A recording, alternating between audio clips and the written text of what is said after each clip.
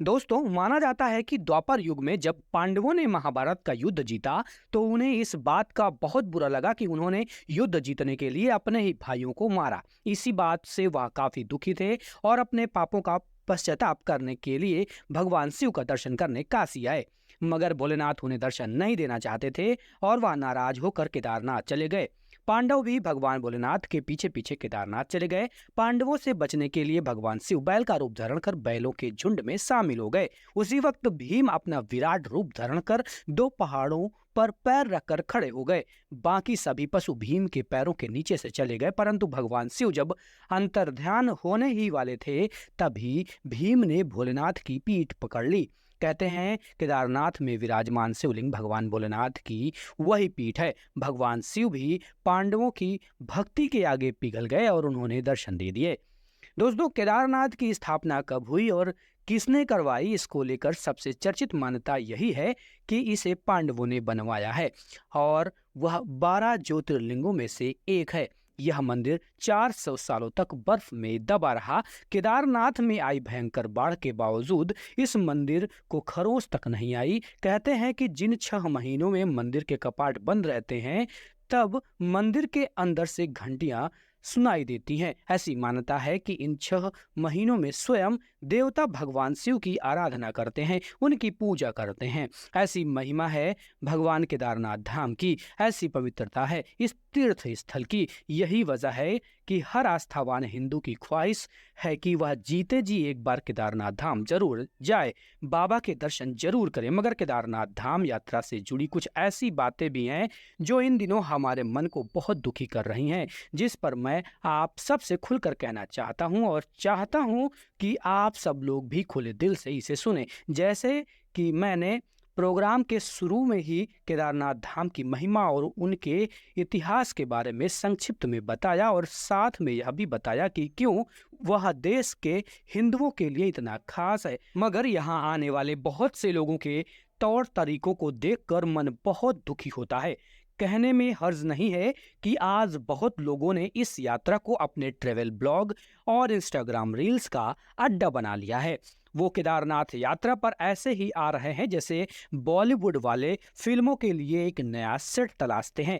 ये वो टूरिस्ट हैं जो अपने सफर में चिप्स खाकर उसका रैपर फेंकता चलता है, कोल्ड ड्रिंक पीकर कहीं भी खाली बोतल फेंक देता है। माफ कीजिएगा, मगर जिसे ना भगवान शिव के बारे में ज्यादा पता है और ना ही केदारनाथ धाम के अतीत की कोई जानकारी, वो इसलिए यहाँ केवल आ गया है क्योंकि उसी के जैसे उसके 4 मंद बुद्धि दोस्तों ने कहा कि भाई नई थार ले ली है, केदारनाथ चलेगा, पहाड़ों में यह गाड़ी और भी बढ़िया चलती है। इससे पहले कि वह सेल्फी प्रेमी और इंस्टाजीबी कुछ बोल पाता, उसी के दोस्त उसे याद दिलाते हैं कि अरे यहाँ दिल्ली की गर्मी में क्यों सड़ रहे हो, जून के मौसम में वहाँ बर्फ होगी और बारिश हो गई तो लाइव स्नोफॉल भी देखेंगे। लाइव स्नोफॉल को सुनकर हमारे इंस्टाजीबी के अंदर का छपरी जाग जाता है। उसे ख्याल आता है कि फरवरी महीने में जाती सर्दी की सेल में उसने नई जैकेट भी खरीदी थी,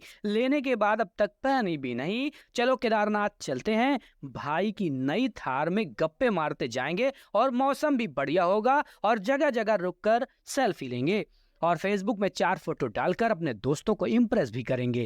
खैर, अपने दोस्तों को इम्प्रेस करने की बात सोचते ही हमारा छपरी बेड से उछलकर सीधा पैकिंग करने लग जाता है और अगले ही दिन यह चारों नई थार में बैठकर यात्रा पर निकल जाते हैं। जैसे तैसे गौरीकुंड तक इनकी गाड़ी पहुंचती है तो वहां जाकर यह पता चलता है कि अरे अब 16 किलोमीटर की पैदल यात्रा है। 16 किलोमीटर की पैदल यात्रा सुन 3 साल पहले गुजरी उनकी नानी फिर से मर जाती है।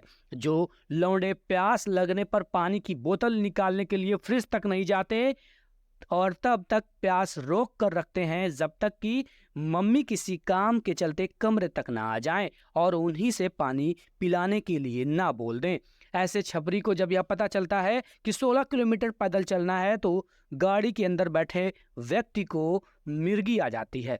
तभी इसका निकम्मा दोस्त आकर खुशखबरी देता है, भाई घबरा मत, यहाँ तो धाम तक जाने के लिए खच्चर भी चलते हैं। खच्चर चलने की बात सुनकर यह चारों खच्चर खुशी से उछल पड़ते हैं और इन्हें उछलते देख असली खच्चर सहम जाते हैं कि इन चारों खच्चरों को ढोकर वह दूर तक कैसे ले जाएंगे। दोस्तों, यह कोई मजाक नहीं है। एक बुजुर्ग विकलांग छोटा बच्चा अगर खच्चर पर बैठकर धाम तक जाता तो भी समझ में आता, मगर जब हम देखते हैं कि इसी यात्रा में हट्टे कट्टे लोग भी सिर्फ दर्द और मेहनत से बचने के लिए खच्चर पर बैठकर धाम तक जा रहे हैं तो रोना आ जाता है। मजबूरी क्या है तुम्हारी वहां जाने की?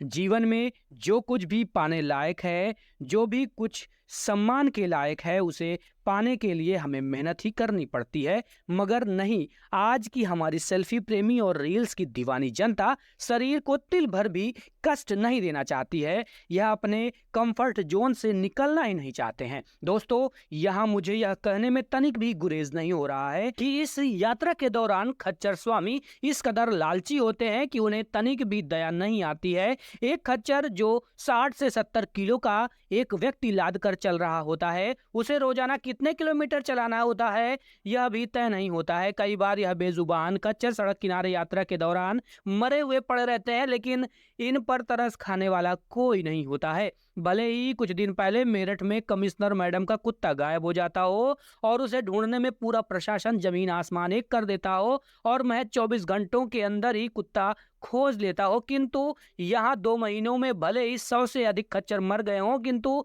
इनकी सुध लेने वाला यहाँ कोई नहीं है। दोस्तों, भगवान शिव को तो खुद पशुपतिनाथ कहा जाता है और उन्हीं के दर्शन के लिए अगर पशुओं पर इस तरह का जुल्म किया जाए तो इससे बड़ी शर्म की बात और क्या हो सकती है। मगर ऐसा लगता है कि किसी के पास भी इन सब के बारे में सोचने का टाइम ही नहीं है। जो दर्शन करने आ रहे हैं उनको तो यह भी नहीं पता होगा कि वह यहाँ आखिर क्यों आए हैं।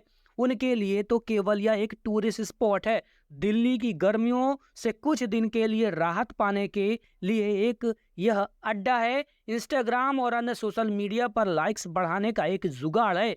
उन्हें वैसे वर्षों से इस यात्रा पर खच्चर दौड़ाने वालों को भी आखिर क्या परवाह। उनके लिए तो यह केवल मोटी रकम कमाने वाले ग्राहक हैं और एक धंधा है। वैसे भी 6 महीनों का तो ही सीजन है, जितना कमा सको कमा लो। लेकिन दोस्तों, भगवान भोलेनाथ के धाम में बेजुबान जानवरों पर हो रहा यह जुल्म शोभा नहीं दे रहा है।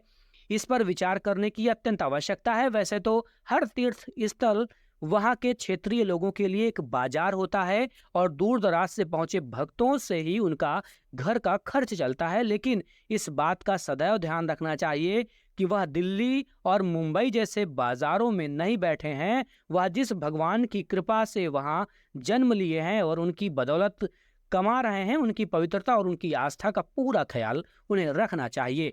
आज के लिए बस इतना ही, किंतु अगर आप भी मेरी राय से संतुष्ट हो और आपको यह वीडियो तनिक भी पसंद आई हो तो कृपया लाइक करें, कमेंट करें, शेयर करें और अपनी राय हमें जरूर दें।